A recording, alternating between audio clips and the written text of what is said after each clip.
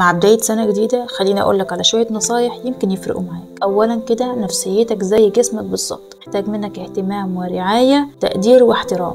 نفسيتك لما بتتعور محتاجة تتطهر من الجروح دي عشان ما تنزفش كل فترة ألم وأوجاع نفسية. زي ما بيحصل جرح بالظبط في إيديك وبتجري تروح المستشفى أو الصيدلي يعمل لك تطهير للجرح وبحط عليه شاش وقطن عشان ما يتأثرش ويسيب مكانه أثر. تعمله بالظبط مع نفسيتك لما تحصل لك صدمة أو يحصل لك شوية مشاكل أو ضغوط نفسية.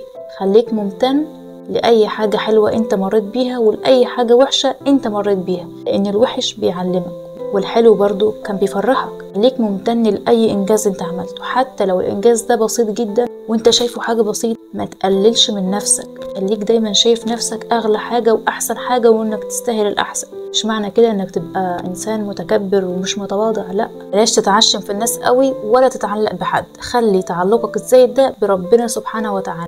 غير كده بلاش تتعلق بزيادة، لان مفيش حد بيدوم لحد اصلا. رقم 3، ما تصعبهاش على حد لما توصل، واحنا موجودين في الدنيا دي علشان نساعد بعض مش علشان نصعبها على غيرنا. واخيرا اتمنى اللي انت محققتوش في 23 تحققه في 2024 وبافضل شكل.